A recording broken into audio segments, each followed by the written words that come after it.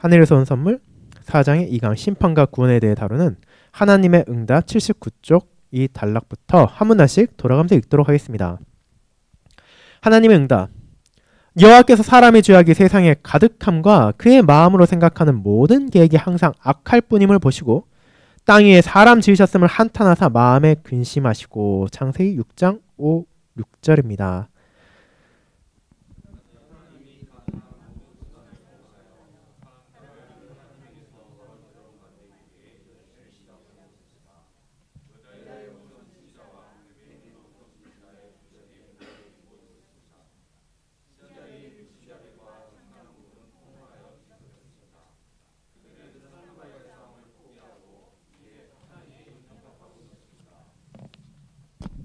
그 당시 이미 격렬하게 진행되고 있던 하나님을 대적하는 사탄의 싸움은 여전히 중요합니다. 오늘날에도 사탄은 어떻게 하면 인생에서 더 많은 돈을 벌고 여가 시간을 더 많이 즐길 수 있는지에만 관심 있는 사람을 기뻐합니다. 사탄은 사람이 권위와 도덕에 관련된 법에 더욱 유연하게 되기를 원합니다.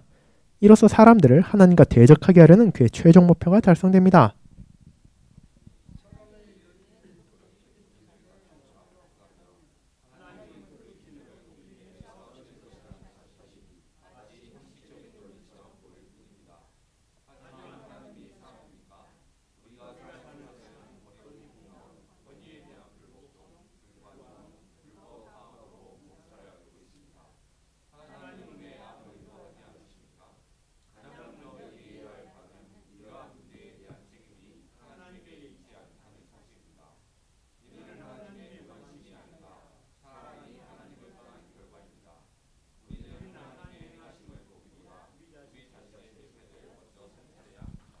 자, 이제 지난 수요일에 이미 나왔지만 사탄의 공격이 어떤 결과를 가져오는가. 분명히 우리가 아담의 계보를 보았을 때 아담의 계보가 이제 가인의 계보가 갈라지고 가인의 계보는 이제 라멕의 계보로 이어지고 또 아담의 계보는 이제 셋을 통해 이어지는 것을 보게 됐죠. 처음에 셋의 후손과 라멕의 후손 분명한 차이를 가지고 있었습니다. 셋의 후손은 하나님을 공적으로 부르고 즉 하나님을 예배하는 삶을 살았다면 라멕은 세상 가운데 세상의 문화를 만들고 살아가는 걸 보게 되죠.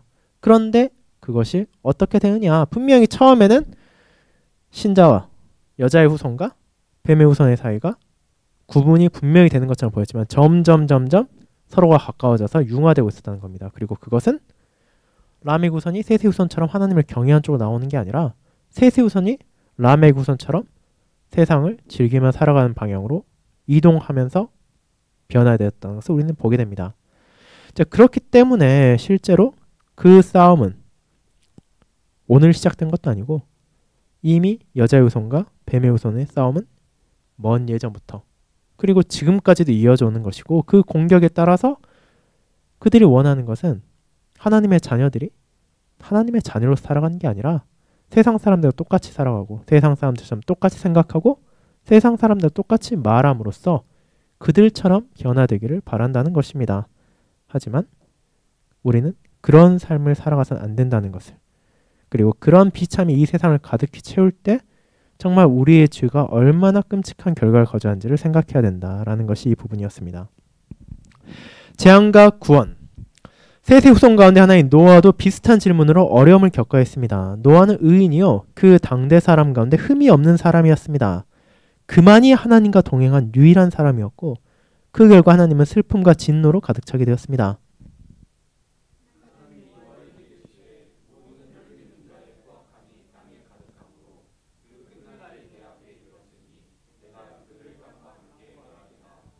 자, 그러니까 여기서 무엇을 보게 됩니까?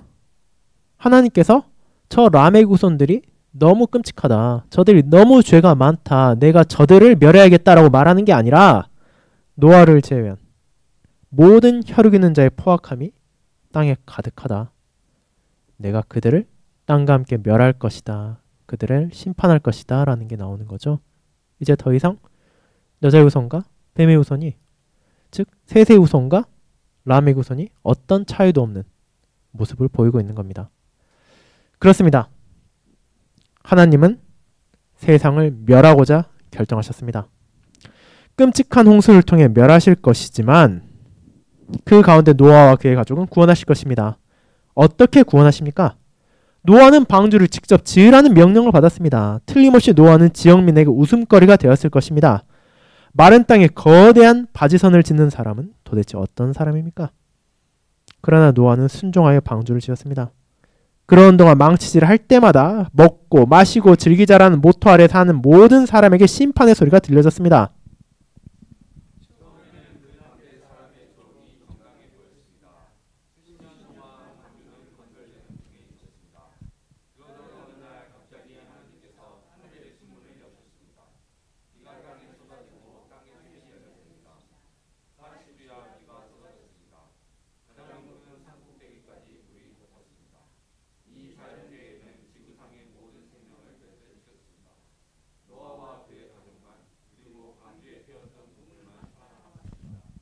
우리는 이 재앙의 전체 규모를 다 측량할 수 없습니다. 하지만 이는 피조물에 대한 하나님의 심판을 알리는 것이기에 우리 마음에 공포를 가득 채웁니다. 동시에 우리는 하나님께서 인류 역사를 끝내지 않으셨다는 사실에도 감사해야 합니다. 하나님은 그리스도가 오셔서 모든 신자를 저주에서 구원하실 수 있도록 노아와 그의 가정을 통해서 이 일이 계속되도록 허락하셨습니다. 창조주께서 액면 그대로 집을 청소하시고 지구상의 모든 악을 쓸어버리셨습니다. 새로운 시대, 곧 그분의 아들 예수의 시대가 밝아왔습니다. 여기에서 이제 보게 되는 거, 이제 노아 같은 경우는 하나님과 동행하는 자다. 그 당대에 흠없는 사람이다. 하나님의 뜻을 따르고 하나님을 의지하고 신뢰하는 자였다라는 건데, 그 사람이 결국 그 믿음을 어떻게 증거하는가? 세상 사람이 다 조롱할 수 있는 어리석은 행동. 정말 어떻게 보면은 도저히 이성으로 행해서는 안 될 것 같은 일을 함으로써 그 믿음에 따라 산 거죠. 방주를 짓는다는 것. 그것도 뭐 하루 이틀에 짓는 게 아니라 수십 년에 걸쳐서 거대한 배를 짓는다는 것. 그것도 바다 위에 짓는 것도 아니고 마른 땅에 그걸 짓고 있는 걸 사람들이 본다면 도대체 뭐라 말하겠습니까? 무슨 생각하겠습니까? 정말 저 사람 정신 나갔다는 얘기 수도 없이 듣고 온갖 조롱이 있었을 겁니다. 하지만 결국 그것을 통해 하나님께서는 자신을 정말로 신뢰하는 자에게 구원의 은혜를 내리시고 하나님을 대적하고 돌이키지 않는 모든 이들에게는 심판을 내리신 것입니다. 이어지는 부분가 있습니다. 그를 신뢰하라. 그러나 노아조차도 구원받을 자격이 없었습니다. 다만 노아는 주님의 목전에서 은혜를 발견했습니다. 노아는 하나님을 자기 삶의 중심에 두었고 하나님의 사랑에 응답했습니다. 날마다 하나님과 동행했습니다. 여기에는 신뢰와 순종이 포함되어 있습니다. 마찬가지로 오늘날 하나님을 신뢰하고 순종하는 모든 사람은 그분의 사랑과 구원을 경험하게 될 것입니다. 그에 순종하는 모든 자녀에게는 확실하고 영광스러운 미래가 예비되어 있습니다. 여기 나오는 것처럼 그럼 노아는 구원받을 자격이 있어서 구원받은 거냐? 그렇진 않죠. 실제로는 노아의 구원까지도 하나님의 은혜라는 것을 우리는 기억해야 됩니다. 노아가 스스로 비가 올 것을 알아 심판이 올 것을 알아서 배를 만든 것이 아니라 하나님께서 그에게 배를 만들어 하시고 하나님께서 그와 그의 가족을 건지셨죠. 그렇기 때문에 정말로 우리는 하나님께서 얼마나 크신 은혜를 베푸시는지 하나님께서 자기가 동행하는 자들을 얼마나 아끼고 사랑하시는지를 또 이를 통해 바라보고 또 이제는 또 그 모든 약속이 그리스도를 통해 이루어졌음을 기억하면서 더욱더 감사해야 할 것입니다. 이제 4장의 3강 기도는 쉽다 부분으로 이어서 보도록 하겠습니다. 이제 여러분이 기억하실 수 있겠지만 3장의 3강 같은 경우에는 기도는 어렵다였습니다. 그런데 이제 4장의 3강은 반대되는 것을 말하고 있죠. 기도는 쉽다라는 것입니다. 그럼 그게 어떻게 조화가 됐느냐. 기도가 한편에서는 분명히 어려운 것처럼 느껴지는데 한편에서 어떻게 쉽게 할 수 있는 것인가 라는 것을 살펴보도록 하겠습니다. 기도는 쉽다. 처음에는 기도가 어려워 보일 수도 있습니다. 하나님께서 무엇을 기도하기를 원하시는지 알 때만 기도를 제대로 할 수 있습니다. 먼저 하나님의 뜻과 능력과 약속을 알아야 합니다. 또한 기도는 무엇보다도 감사를 표현해야 합니다. 하나님은 성경을 통해서 자신을 계시하셨지만 우리는 하나님을 알기가 어렵습니다. 우리는 기도하고 싶을 때 종종 말을 더듬습니다. 그럼에도 기도는 쉽습니다.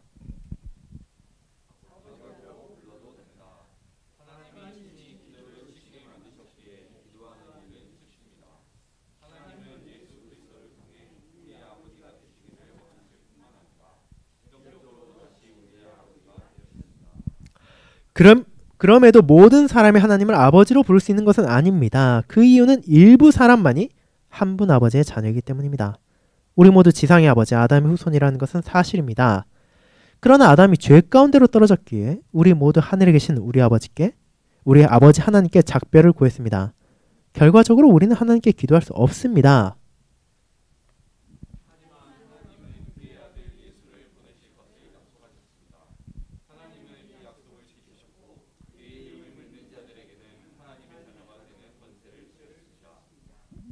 구주께서 부활하신 뒤에 믿는 자들에게 내가 내 아버지 곧 너희 아버지 내 하나님 곧 너희 하나님께로 올라간다 라고 하셨습니다. 따라서 신자들이 하나님을 아버지라고 부를 수 있도록 하신 분은 예수님입니다. 그는 심지어 신자들에게 하늘에 계신 우리 아버지여 라고 시작하는 주기도를 그들에게 가르치심으로 그렇게 하도록 촉구하십니다.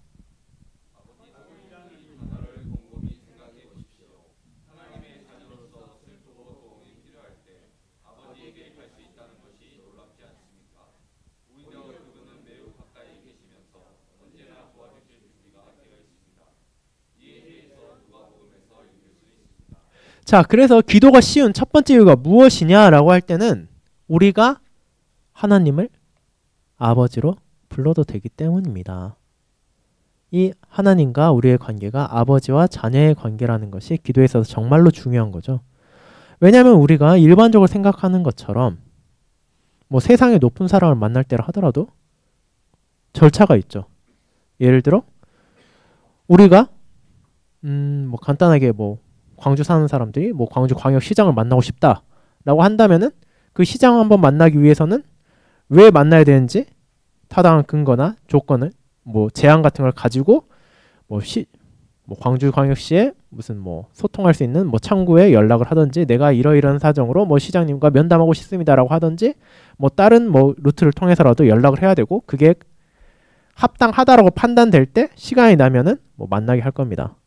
그런 식으로 많은 절차가 필요하고 또 만나는 장소에서도 우리가 주의할 게 많이 있겠죠. 그런데 우리가 아버지를 만날 때는 어떻습니까? 물론 우리가 아버지를 만날 때 마땅히 존경을 표하고 또 공경하는 자세를 가져야 되겠지만 아버지를 만날 때 우리는 자녀로서 만나고 싶을 때 만날 수 있습니다. 뭐 특별한 사정이 있지 않는 한은 부모님을 찾아가는 것 혹은 부모님과 함께 대화하는 것 그건 어려운 일이 아니죠. 그건 오히려 해야 될 일이고 할 수 있는 일입니다. 그렇기 때문에 하나님께서 우리 아버지가 되셨다는 것, 그리스도의 공로로 그분께서 우리 아버지가 되셨다는 것은 우리가 정말로 기도를 드릴 때, 즉 하나님께 나아갈 때 기쁘게 확신을 가지고 나아갈 수 있다는 것을 알려줍니다. 그러니까 우리가 무슨 멀리 있는 어떤 사람, 나와는 어떤 관계도 없는 높은 사람에게 나아가는 게 아니라 우리 아버지께 나아간다는 것을 기억한다면 기도가 결코 어렵지만은 않을 것이다 라는 것을 말하고 있습니다. 이제 아버지는 왕이시다 보겠습니다. 예수님은 제자들에게 기도하는 방법을 가르치실 때 하나님은 우리 아버지라고 부르라고 지시하셨습니다. 더 나아가 예수님은 하늘에 계신이라는 문구도 추가하셨습니다. 이 말은 하나님이 멀리 계시기에 우리가 접근할 수 없는 분이라는 인상을 주지만 이것은 사실이 아닙니다.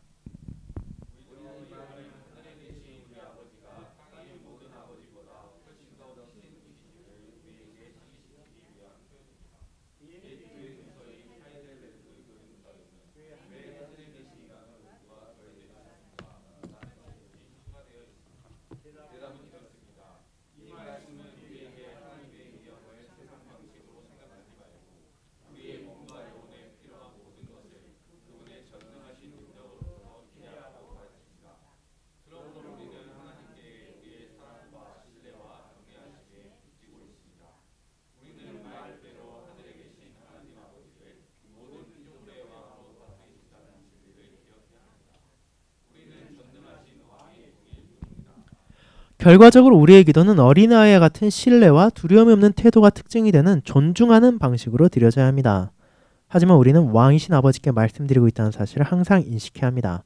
여러분이 기도할 때 눈을 감고 하든 뜨고 하든 서서 하든 앉아서 하든 무릎을 꿇고 하든 손을 모으든 들고 하든 경건한 마음으로 해야 합니다.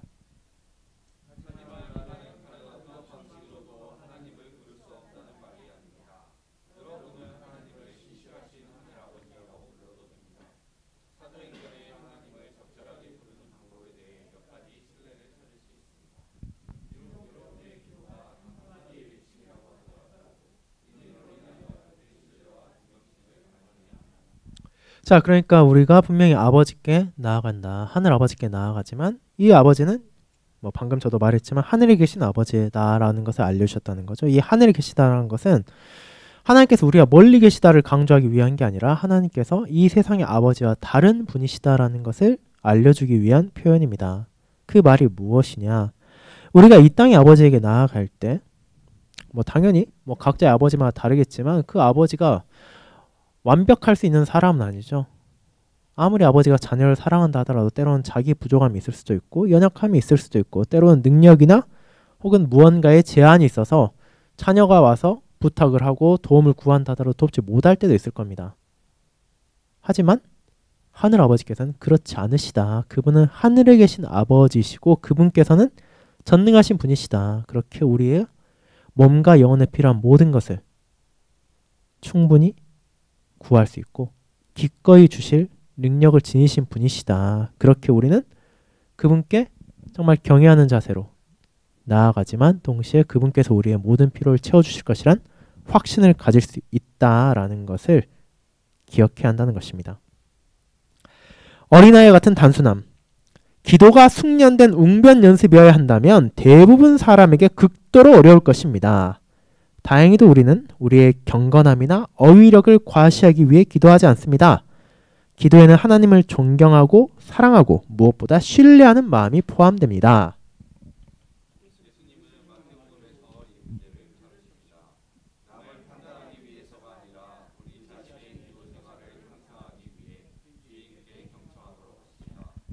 또 너희는 기도할 때 외식하는 자와 같이 하지 말라. 그들은 사람에게 보이려고 회당과 큰 거리 어귀에 서서 기도하기를 좋아하느니라.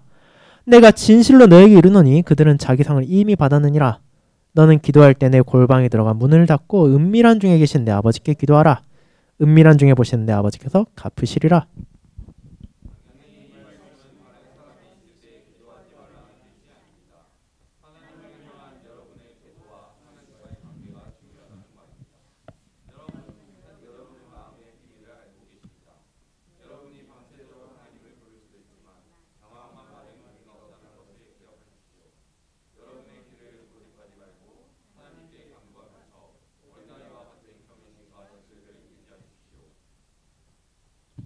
구약의 열왕기에서도 이기적인 이유로 강압적으로 기도하는 신뢰를 찾을 수 있습니다. 그곳에서 바알 제사장들은 미친 듯이 기도하고 소리치고 칼로 자기 몸을 베는 방식으로 그들이 원하는 바를 그들의 신이 하도록 강요했습니다.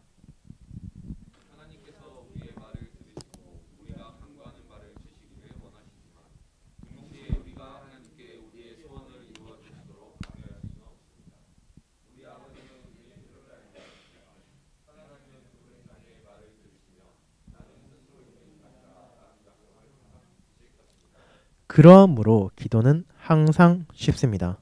기도는 하나님을 의지하고 그분을 온 마음으로 신뢰할 수 있다는 뜻입니다. 하나님의 말씀은 확실합니다. 여러분이 기도한다면 건진받게 되어 밝은 장래를 맞이하게 될 것입니다.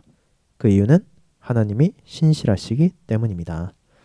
이제 이 기도에 있어서 중요한 부분이 나오죠. 사실 이 앞부분에 이미 나왔던 내용이기도 한데 우리가 기도에 있어서 정말로 뭐 당연히 말을 조리 있게 하면 더 좋을 테고 뭐 논리적으로 하면 좋을 테고 뭐 기도를 뭐 훌륭하게 하는 것 말을 뭐 다스려서 하는 것 정제해서 하는 것 당연히 중요합니다. 그런데 기도에서 정말 중요한 게 그런 거냐, 예를 들어 길게 기도하면 되는 거냐 아니면 뭐 특별한 방식으로 기도하면 되는 거냐, 그런 게 아니라 기도에서 제일 중요한 것은 정말 어린아이와 같은 단순함이라는 겁니다. 아무리 뭐 몇 시간씩 기도를 하고 혹은 아무리 뭐 특출난 방식으로 기도를 한다 하더라도 그 안에 마음이 없다면, 그 안에 하나님을 향한 신뢰가 없다면 그 기도는 아무 의미도 없다는 겁니다. 그래서 예수님께서 말씀하시는 것도 그 얘기입니다. 기도할 때 외식하는 사람처럼 하지 말아라. 남들 보고 남들 저 사람 기도 보고 야 저 사람 기도 정말 잘한다, 저 사람 기도 대단하다, 이런 칭송 받으려고 기도하지 말아라는 겁니다.